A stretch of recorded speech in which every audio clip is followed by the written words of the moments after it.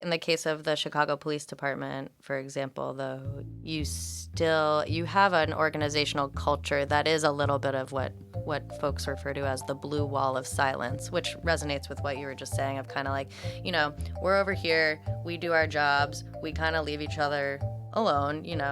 I'm not going to be questioning what my buddy's doing, but I am willing to give him the benefit of the doubt or kind of have his back when outsiders who don't really get what we're doing here start trying to tell us how to do our jobs differently. Welcome to the Delve podcast. My name is Saku Mantere and I'm the editor-in-chief of Delve as well as professor of strategy and organization here at the Faculty of Management. In this episode, we'll be looking into the way organizations hurt people through the misconduct of their members.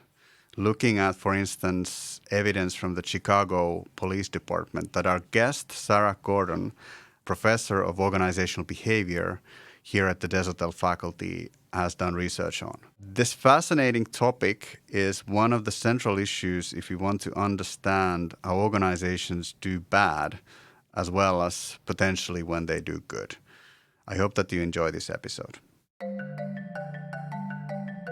I am going to be on my best behavior today because she's peering at me from across the desk with a judgmental gaze. Yes, no, just kidding. As usual. What is it that made you interested in misconduct? I think this research for me really came out of being super interested in current events and reading the newspaper a lot and feeling like there were just a lot of bad news of these scandals coming out of folks who had been engaging in really bad behavior for long periods of time. I guess it was kind of motivated by anger, frustration, and curiosity. Anything from reading about, child sex abuse scandals with the Catholic Church or, the Wells Fargo fake account scandal or the emissions scandal with Volkswagen. I started to feel curious, wondering, what was it about these groups of people? So it was groups of folks engaging in misconduct together.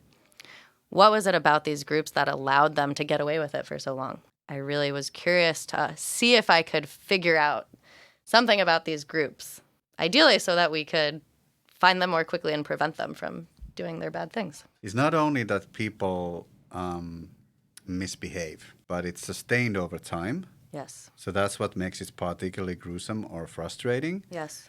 And then the other part is that there seems to be a social component. So it's not just a single bad apple, right, but there's something systemic at play. Yes, exactly. For me, at least, I'm curious about sort of these relational components of misconduct. It is something social, I think. We see a lot, right? It's popular to consider it as something that's more of a bad apple, this one bad actor, okay. And I think that does happen. But for me, I was more curious, as you said, because the consequences can be so gruesome and so long-term, to understand relationally or socially, what is it about this phenomenon from maybe more of a group standpoint that we can better understand and then, like I said, find ways to mitigate it. Yeah, and I suppose, those two are related, the social aspect and the fact that it's sustained. You're not going to get very far if you don't have a support structure, socially speaking.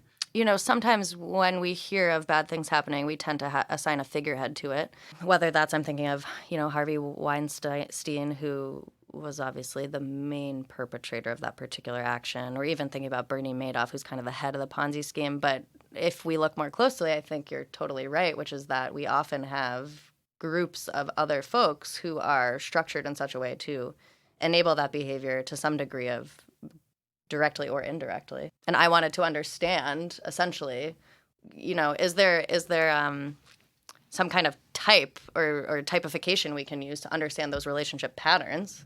Do they have things in common?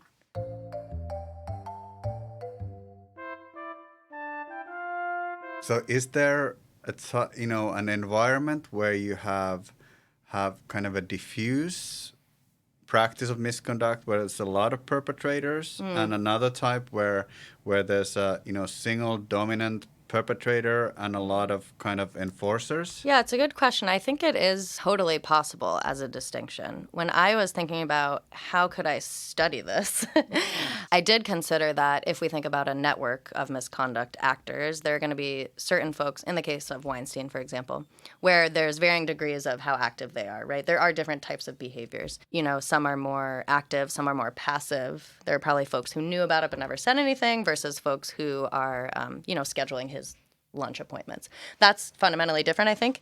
However, for my purposes, as more of a quantitative researcher, I decided I'm less able to distinguish those types from each other. And I wanted to focus more on, okay, at least let's start with the behaviors. So I'm looking at like active behaviors of folks who are actively engaging in misconduct activities together. And the distinction I'm more interested in making is kind of one, okay, let's look at pockets of actors who are engaged in a broader organizational setting that isn't doing that thing. So for example, I would make the argument that the Catholic Church, it's not that its fundamental purpose is child sex abuse, obviously, but we've got these pockets of actors, many of them, who are engaging it over time. So I'm trying to figure out, well, how do they navigate that tension between the organizational setting they're in and their group objectives, right? So that's kind of one type of this misconduct, I think. Then I'm also curious about more broadly, and I look at this with white supremacists actually in online chat forums, there are pockets of folks who are still within an organizational setting that more broadly is interested in bad behavior. So we can think of that in terms of terrorist organizations, drug cartels, the mafia, things like that. So I think in my work, I distinguish it a little more that way of kind of like misconduct within legitimate settings and misconduct in maybe what we would consider to be more illegitimate settings. Okay, so if you regard the Catholic Church to Yes. be a legitimate setting, that one can argue about it, but there's a lot of people who do regard it as a legitimate setting, and then child sex abuse is something that happens, is misconduct that happens within a setting that's broadly speaking legitimate. Yes. And then you have a drug cartel which is basically founded on illegitimate activities. Yes, I would make that argument. It could also be like a Monty Python sketch that sort of what is considered to be misconduct within the drug cartel, sort of what is not okay behavior. On one hand, they want to do their misconduct, right? So they're engaging in tasks like any organizational group might, right? But they have this tension between doing the misconduct and they want to maintain kind of internal group loyalty and ability to monitor each other, make sure nobody snitches or leaves the group, right? But they also have then as well this external pressure where they don't want to be too disrupted by outsiders, right? Which I think distinguishes them from regular groups, right? So if I'm a group of Chicago police officers engaging in severe misconduct together, right, I have this added layer of I don't want to be so obvious in our relationships or in our behavior that, senior brass notices or that we are significantly penalized or that we're disrupted, right? So it's kind of this tension of efficiency and security, which exists in our literature, right, in terms of getting our stuff done, but still maintaining some buffer of secrecy from outsiders. And I suppose, there are examples of, say, joining a gang where you have to kill somebody to become a member. Yeah. And then you have a stake with the rest of the group. So some skin in the game. There's closure in the network, so to speak. Yeah. If you talk about having skin in the game, there's also this trade-off then between, right, so we want to be able to trust each other, which means we have to have a certain degree of transparency with each other, right? If you think about a mafia network, right, if there's a risk of someone being found out, we don't want that person to have information to everybody else in the network because then we're screwed. Yeah, I guess terrorist cells work in that way as Totally. well, sort of, in a more radical sense that they often do not know about each other. They don't, yeah. But they risk, we often see with terrorist networks, a lot of times they fragment off, right? And so that can be, there's less normative cohesion because we don't necessarily have a lot of sanctioning of each other and trusting, or there is some degree of trust, but there's not as much of a core normative environment for us. And so oftentimes what happens is folks who are even more extreme, splinter off, they leave the group and do their own thing. So there is that tension.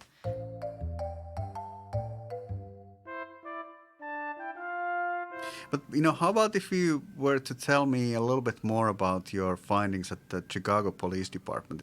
So the Chicago Police Department was a really good opportunity for me. I was interested in understanding misconduct over time and in groups. And this data, which is publicly available, came about basically to make the records of police misconduct public. So it was a good opportunity for me to test quantitatively, can I find these groups of misconduct actors, and then can I trace them over time, which is what I did.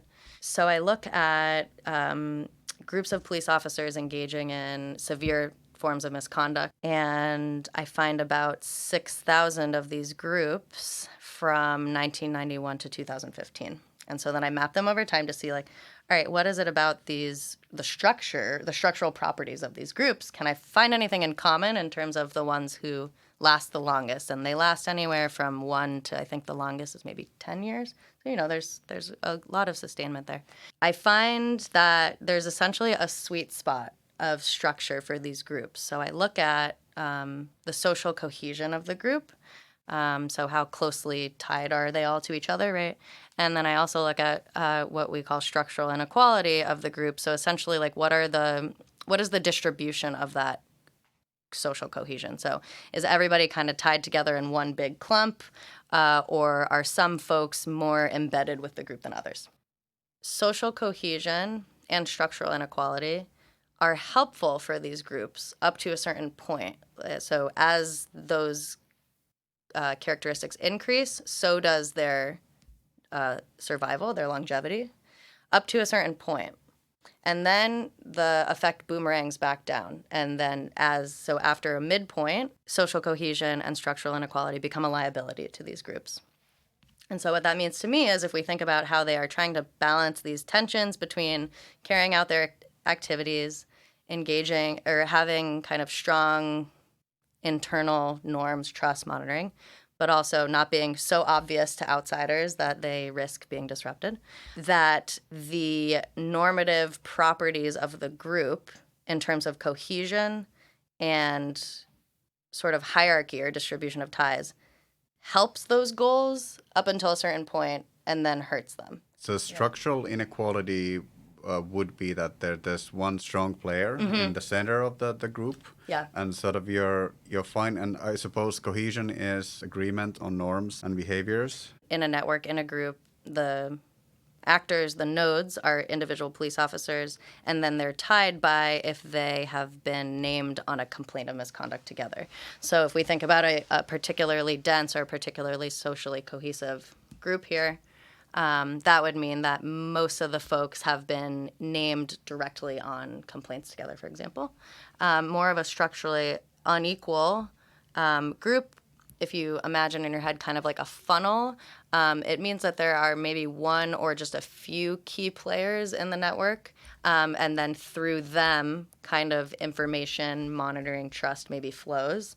So in that case, the normative cohesion of the group is going to be more salient for some actors, but less salient for others. And so when we think about if one of our main goals is to maintain trust and internal cohesion, essentially, right?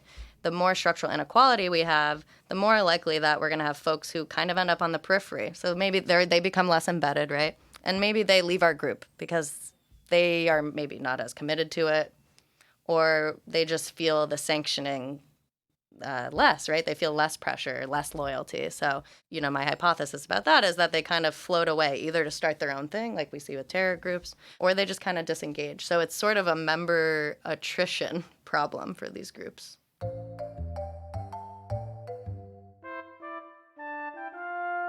What is misconduct at the end of the day? For my purposes, I'm less interested in problematizing it. And so I define misconduct as any kind of behavior that violates some standard of ethical norm. So that can be behavior that's illegal. That's probably the most obvious kind. But it can also be behavior that is technically legal, right? But we view it as kind of violating some kind of social norm related to what we consider to be ethical. If you talk to police officers, sometimes they'll say, or they might say, people getting hurt is just a part of our job. So and that means sometimes civilians that we're engaging in an arrest with, right? If somebody's resisting, we might end up hurting them. That doesn't mean that they've done anything illegal, right?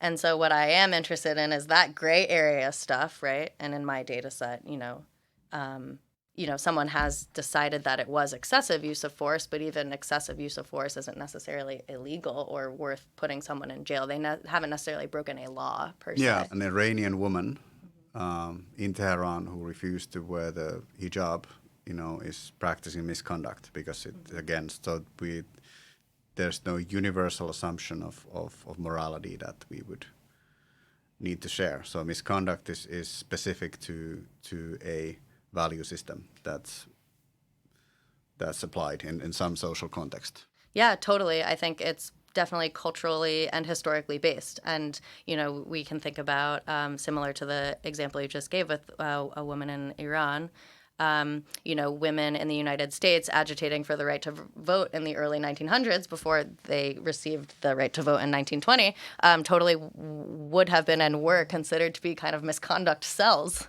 What I find fascinating is the question about, can misconduct actually be a force for good sometimes?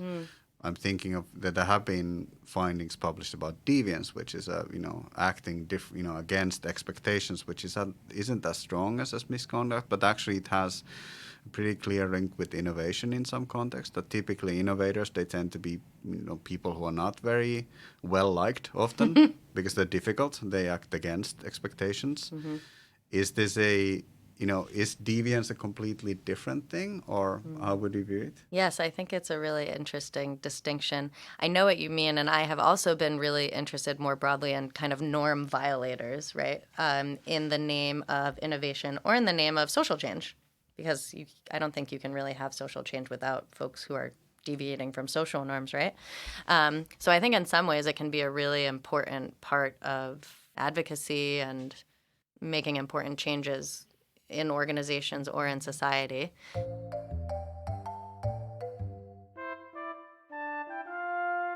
There's corruption. Mm-hmm. How would you view the relationship between those two concepts, misconduct and corruption? I think folks would disagree with what I'm about to say, but I don't find there to be a particularly important distinction between whether we call it corruption or misconduct.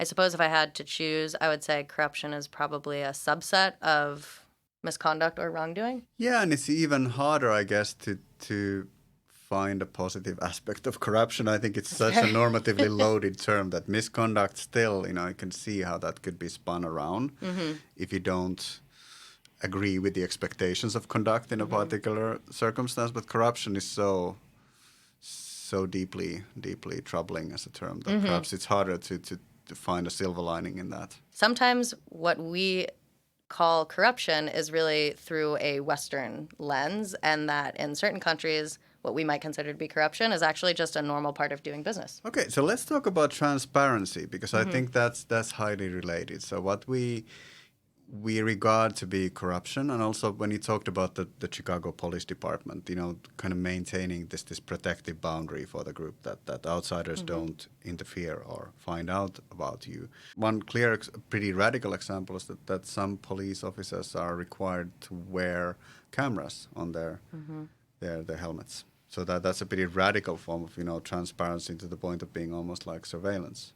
In the case of the Chicago Police Department, there's a potential negative consequence of that, which is that if you have a lot of transparency, and I suppose there's a risk that it actually becomes normalized.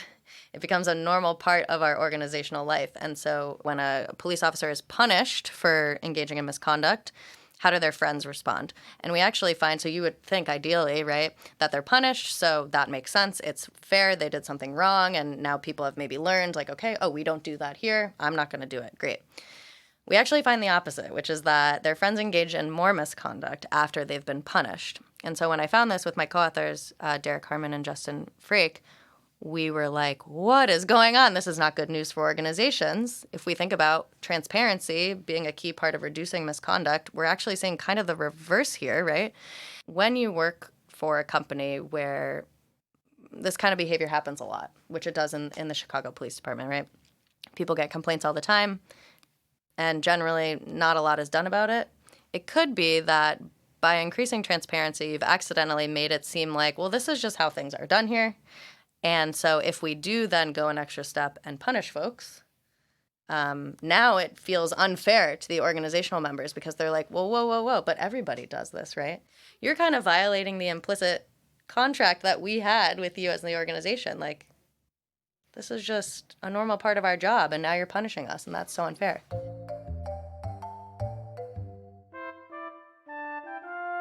One of my nightmares is not so much being a Jewish person in the Third Reich, but sort of being a regular German during that time and sort of, witnessing what was happening and then facing the moral dilemma of. So I'm not at all sure that I would be capable of resistance against such a huge system of power. And then one would think that from that perspective, sort of any efforts of cleaning up an institution that's facing that kind of a problem would be a positive sign. Something that really struck me was that most of the time these behaviors were totally open secrets. So it's not that it was just the one person and no one had any idea. It was a combination of a network of people who enabled it in different ways. To me, it seems that, professional autonomy has a lot to, or at least a role to play here. If we're thinking about how hard it is, for instance, if there's a doctor who's doing malpractice, to actually then get the peers to interfere is this kind of professional autonomy and professions protecting their jurisdiction. Yeah, I think in the case of the Chicago Police Department, for example, though, you have an organizational culture that is a little bit of what folks refer to as the blue wall of silence, which resonates with what you were just saying of kind of like, we're over here, we do our jobs, we kind of leave each other alone, I'm not going to be questioning what my buddy's doing, but I am willing to give him the benefit of the doubt or kind of have his back when outsiders who don't really get what we're doing here start trying to tell us how to do our jobs differently.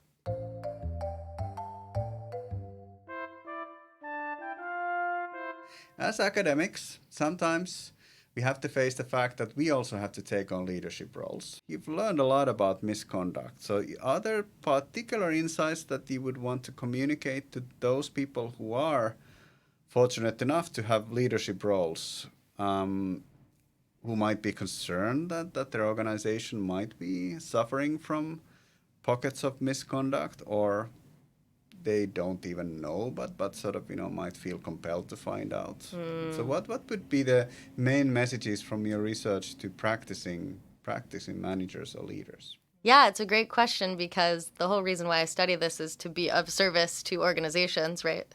So that we can reduce this thing from happening and causing so much harm. A lot of firms have access to relationship data in their employees, right? We've seen that is possible with the Chicago Police Department. In my case, we've seen a lot of folks study that with the Enron email corpus, for example, and you have patterns of exchange among organizational members that can give you a lot of insight. So one thought that I've had is, encouraging leaders to understand the relationship data that they have and to leverage it to make sure that in the case that something's brought to their attention of maybe one person doing something wrong, oftentimes it's maybe more of the tip of the iceberg. So how can we leverage that proactively to make sure, if we're going to be addressing a problem here, are we addressing the whole problem, or are we just taking one bad apple and moving it somewhere else? Scapegoating? I think that's totally what happens, or what can happen, right? It's like, well, it's just the one person, and then it's easier for the organization because they can say, which we see a lot with police brutality right now in the United States, it was just Derek Chauvin, and now he's fired. So we did our job, right? Like, the problem is solved.